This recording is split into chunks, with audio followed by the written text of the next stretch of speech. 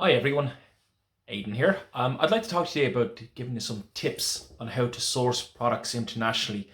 This is very useful for people who may be looking to source products for the first time. And there's about 8 tips, but they're very useful and well worth having a look at. The first thing I always advise anybody is to fully know your product. And you'd need to know, for example, the likes of the materials used to make your product. You'd also need to know the safety standards and any health and safety requirements as well. And you'd also need to probably know the packing and what packing requirements is needed for your market. And I use the analogy of like going to bake a cake. If you go to bake a cake, you need to know the ingredients to bake the cake. So if you're going to any outside manufacturer, you need to have those ingredients to be able to give to them so they can make the products that you want. The second thing is you need to make sure that you're dealing with a suitable supplier. And I always recommend that you get an audit done on any potential supplier before you place any order with them. There's quite often you'll find that people will claim that they're the manufacturer when in fact they're a trading company. And the other thing as well, a lot of people may use a company that works on commission only. That's actually not very beneficial to your company in the long run.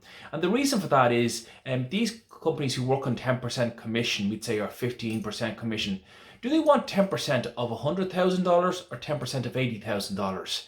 I'll let you answer that question yourself. But the other thing to remember with these companies is they're just focused in on you purchasing from their preferred factory. The reason is they get paid quicker. So the emphasis on quality and making sure that you're getting a good product is reduced. The third thing I'd like to mention to you is about needing to research the import duties and taxes of your goods before you purchase from the supplier in whatever part of the world that you're buying from.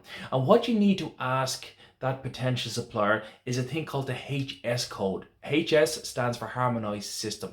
This is a code that customs across the world will use to identify what tax rates it is. And when you get that code, you can talk to a freight company or your local customs broker and ask them what the import duties is for that product. That's very important, especially for the likes, we say, if you're in Europe and you're importing plastic products, there may be anti-dumping duties on those products, and that as a result means you might take stuff in, but with the import duties and the anti-dumping duties, it becomes prohibitively expensive. The fourth thing I'd like to recommend is before you place any order, you should consider having a bilingual purchase contract with that supplier. It should be in your language and in the language of the supplier. I'd recommend anything over $50,000, you should have it in place. And this contract should cover terms and conditions, what's the right quality, the packing, delivery times, penalties, and everything else. People say, oh, I've got a pro forma invoice. That's good. If pro forma invoice is not good, a pro forma invoice is as it is. It's only an invoice. It does not specify the exact details. So it's very much well worth investing in having a contract done. And always remember, if you ever had to go to court and a judge looks at the document, you have to say, well, what would the judge need to know to prove my case that this product isn't right? The fifth thing you should always make sure is that if they ever look for a deposit, that the maximum you ever give is 30%. You'll often find that some potential sellers will want 100% or 50%. The norm is 30%. Give no more than 30%.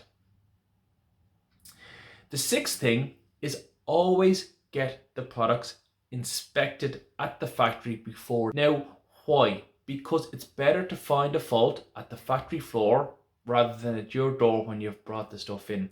But the other point is, if you've only paid 30%, that seller is looking for the balance of 70%. And they have not made any money on the 30%. So if you go in and do the inspections and the stuff isn't right, then that's when you can get the seller to fix the stuff. My company, Goodata Inspections, we do inspections in 75 countries and we can go in and do those inspections for you. You can look below in the comments section to find links to what I'm talking about and to the various websites for Goodata products or Goodata quality control inspections. Seventh tip is actually always use a logistics company from the country that you're from. Quite often a seller will say, I can give you a rate delivered to your door. The problem can be is if there's any delays or any issues, you want to be talking to somebody who's in your country, who understands the way you think, is from your same culture, and they're in the same time zone as yourself. So that's why it's vital to use a logistics company from your own country. People often think that, oh, it might be cheaper to use a logistics company in another country. The reality nowadays, it's not. So I always recommend use somebody from your own region, your own country. It's a lot more benefit. And the eighth and final tip that I would always give is to get freight insurance and cargo insurance on the goods. A lot of people will say, oh, I don't need it, I don't ever use it. But remember, something has to happen once and you could be out a lot of money.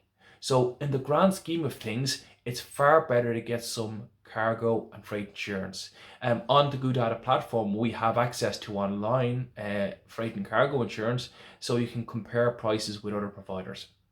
So that's the simple tips. Below in the comments section, you're going to see a written version of what I've spoken to. And if you have any questions or queries, please do not hesitate to contact me.